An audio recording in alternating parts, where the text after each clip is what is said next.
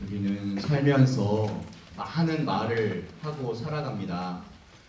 세계적인 통계로는 남자가 평균 하루에 2만 5천 마디, 여자는 3만 마디를 하고 산다고 해요. 책으로 치면 약 50페이지 분량을 말하고 삽니다. 우리가 100년을 산다고 하면 우리 여학생들은 10억 9,500만 마디를 할 거예요. 그 중에 정말 필요한 말도 있겠지만 정말 필요 없는 말들도 있을 겁니다. 요즘 들어 많이 느끼는 게 말을 못해서 후회하는 것보다 말해놓고 후회할 때가 많더라고요. 그러니까 말을 할까 말까 망설여지신다면 안 하는 게 좋을 확률이 높다. 그러면 살면서 제일 중요한 말은 언제 할까요? 커피숍에서 노닥거리면서 할까요? 포장마차에서 소주 한잔 하면서 할까요?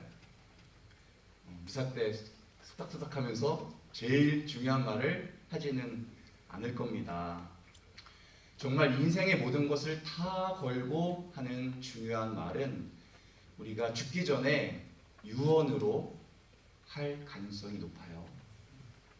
죽음이라는 힘을 거스르면서 하는 말이니 엄청 무게가 실려있는 말일 겁니다. 오늘 예수님이 그런 처지에 계세요.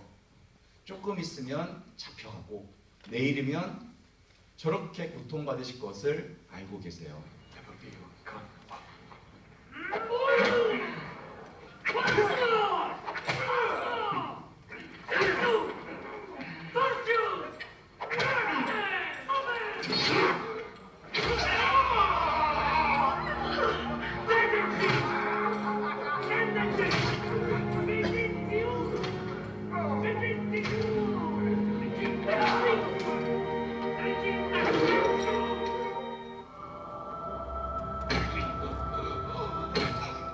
Til kommer hem haki idag. Hitte hivo denale dena. Kokkavel dena faith kom. Tun. Hivo la kom.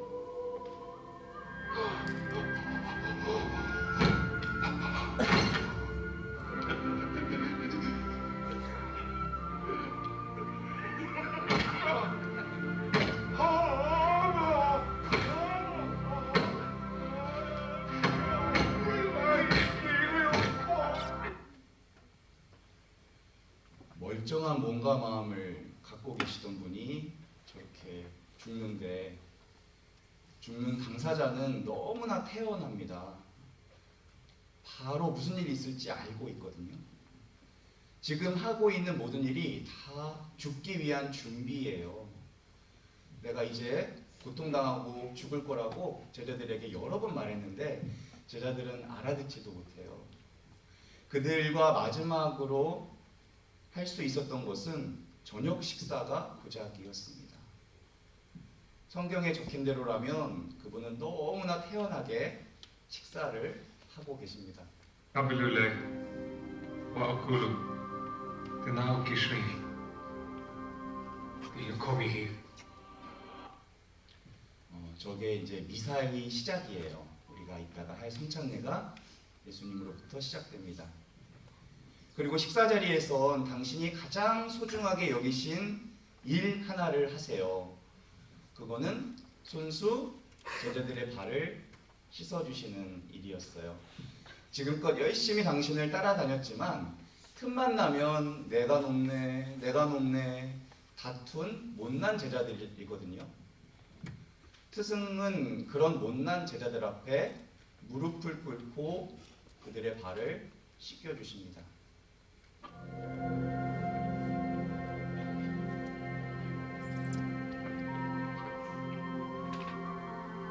Na mais na kom.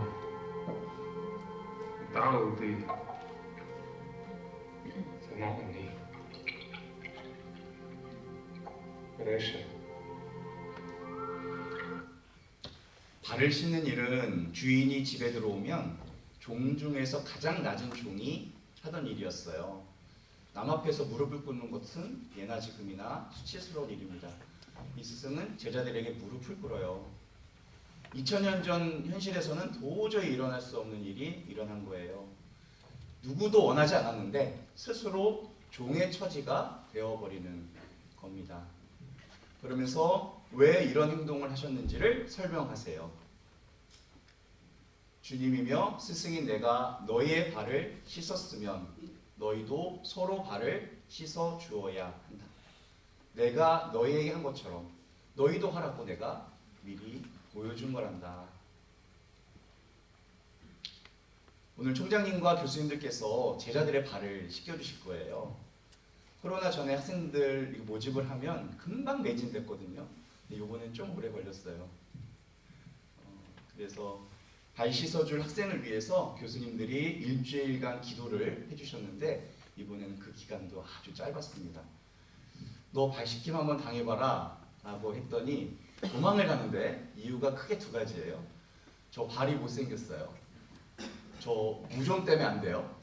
교수님 손에 무좀 얼마요? 저 발냄새 때문에 안 돼요. 이거 묶어서 한 부류인데 발 문제가 하나 있어요. 또 한 부류는 어떻게 교수님 앞에 제 발을 내밀어요. 부담돼서 안 돼요. 마음이 참 예쁘죠. 당시 제자들의 마음은 아마 두 번째 부류였을 겁니다. 네. 얼마나 부담됐을까. 베드로 사도는 절대 그러지 못합니다 라고 했다가 예수님이 그럼 너랑 나랑 관계 쫑이야 했더니 아닥하고 발씻김 당합니다. 예수님은 이 말씀 하시기 전에 행동을 먼저 하신 거예요. 너희도 서로 발을 씻어줘야 한다. 내가 너희를 사랑한 것처럼 너희도 서로 사랑하여라. 그래서 가톨릭이 사랑의 종교가 된 겁니다. 가장 중요한 말씀, 유언을 하시기 전에 먼저 무릎을 꿇으시는 거예요.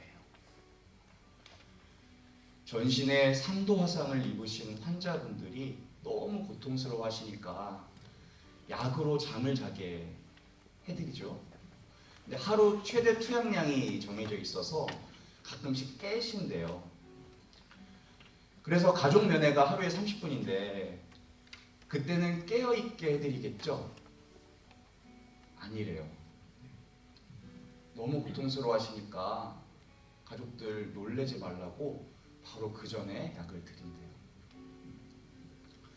한나 어머니 면회 들어갈 때 간호사 선생님이 환자분 주무시고 계시니까 듣지도 못하고 말씀도 못하실 거다라고 했는데 한나가 귓가에 대고 엄마 많이 아프지? 했더니 고개를 저으시면서 아니라고 하셨대요.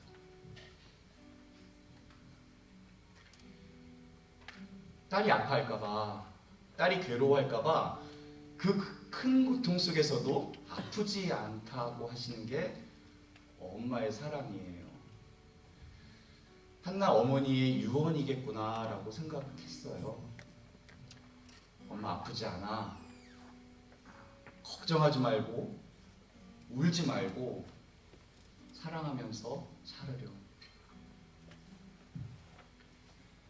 세상에는 사랑으로밖에 해석이 안 되는 일들이 참 많아요.